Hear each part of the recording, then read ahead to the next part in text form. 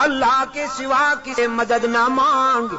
کہ اس کے سوا کوئی مددگار نہیں، اس کے سوا کوئی مشکل کشا نہیں،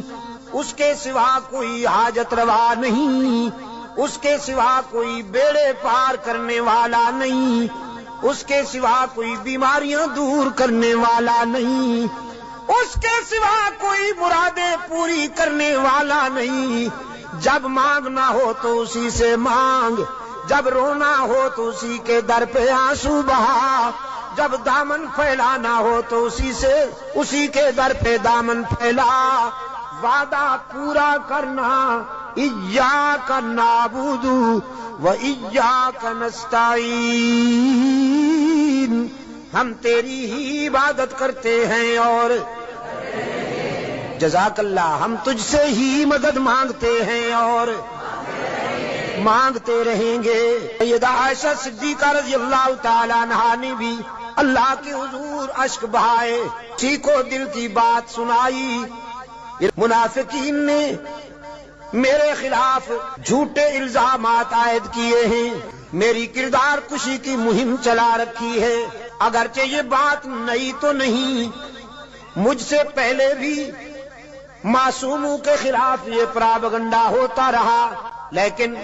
جب موسیٰ پر الزام لگا تو نے ان کی برات کا اہتمام کیا، جب یوسف پر الزام لگا تو نے ان کی برات کا بھی اہتمام کیا، جب مریم پر الزام لگا تو نے ان کی برات کا بھی اہتمام کیا۔ میرے معبود،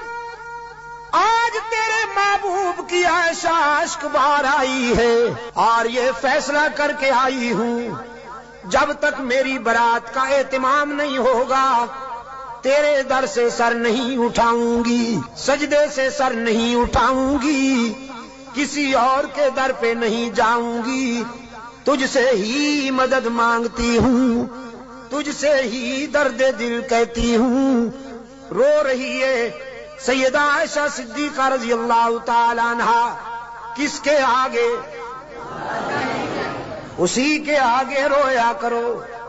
اسی کے آگے اشک بہایا کرو، اسی کے حضور دامن پھیلایا کرو، ساری امیدیں اسی سے وابستہ کیا کرو کہ اس کے سوا دامن بھرنے والا کوئی نہیں، دامن خالی کرنے والے بہت، بھرنے والا کون؟ دامن خالی کرنے والے